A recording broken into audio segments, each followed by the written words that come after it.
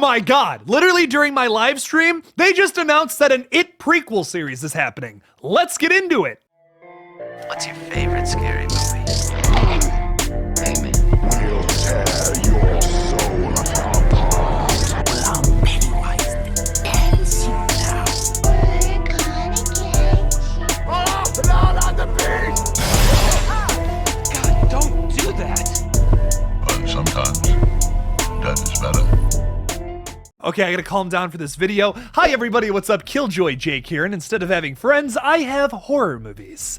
Oh boy, have we got some exciting news today. Probably the most exciting news of the entire year, besides the fact that Scream 6 is coming out next year. Holy crap, an It prequel series is happening over at HBO apparently. We're gonna get into everything we know so far about it, but before I do that, I'm gonna need y'all to like this video and subscribe for more horror content from a guy who talks way too fast. So getting into this, gotta take a breath, because I'm really excited here. Holy crap, I can't believe this is happening. There have been rumblings for a very long time of some kind of It continuation, some kind of prequel thing happening. I've done many updates on it. A lot of rumblings have been happening over the past couple of years, and it's no shock at all, because there's the last two movies that they put out collectively made nearly $1.2 billion worldwide. So it's a complete shock they haven't already made a prequel film or something. Nothing's been in development until now. We finally have some news from the Ankler's Jeff Snyder, who reports that a series is currently in development from HBO and will be going on HBO Max. It's going to be a prequel series that's tentatively titled Welcome to Derry. This is crazy. This is literally so exciting. So apparently, all the very few things we know about this series so far is that it will likely explore the origin story of Pennywise the Clown, as well as the dawn of the 27-year curse that haunts the small Maine town. Now, of course, in the movies, the 2017-2019 movies, it takes place in the 80s. But if you remember from the book, it does actually take place in the 50s and then the 80s. In this new movie, it's the 80s, then present day. So I think what's going to be interesting about this is that to see the prequel stuff, we're going to have to travel back to the 1960s, which would be leading from the 1960s to the events of part one. Now, it says that they're going to detail the origins of Pennywise the Clown, which they briefly discuss in part two. And obviously this was something that was in the book. He comes down on like a meteor or something. He's like some kind of being from outer space or from another dimension. It's really never super explained in the book or in the movies, but I think it's going to be interesting to see what he does early on.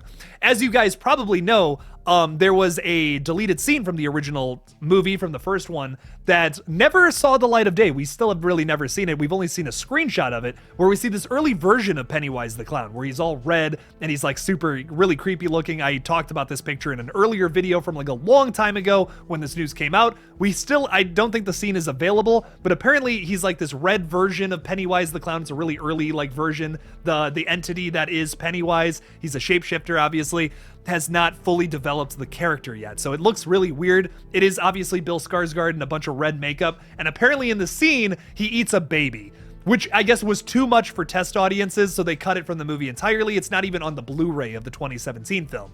I would kill to see that scene. And oh my God, I hope they explore that in this series. Now, another thing I want to say real quick, the one not so great news is that technically the project is not greenlit yet, but supposedly a team of writers has already have been convened to start working on the project. So I'm going to be totally honest. I think it's insane that they haven't done something with this property sooner.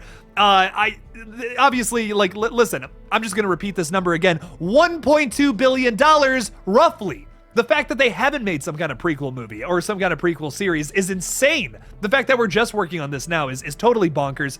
It's definitely going to happen. There's no way this doesn't happen. They already turned down a series that was going to be a continuation, or I guess actually kind of a prequel series to Dr. Sleep and The Shining, which was supposed to be all about like the Overlook Hotel. They turned that down for some reason. No idea why. Warner Bros. Also has the rights to the Nightmare on Elm Street franchise.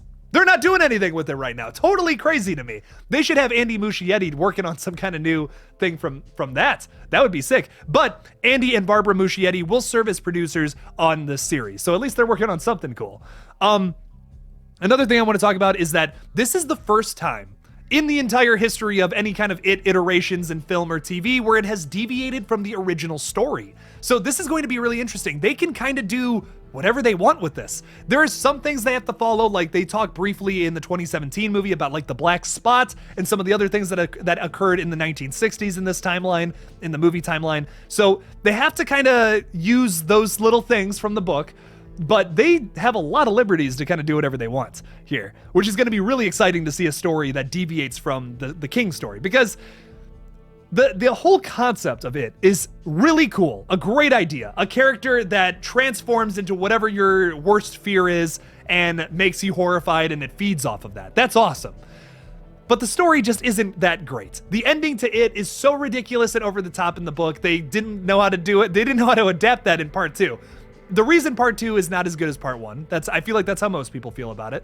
If you disagree, that's awesome. I'm glad you enjoyed it. But I personally didn't love it part 2 because it just, it's so clunky. There's so many missed opportunities. The bully character really has no effect on the plot, and they did it exactly the same way as in the book and in the miniseries. It's just not a great, well-written side character that should have had much more influence over the story, but doesn't.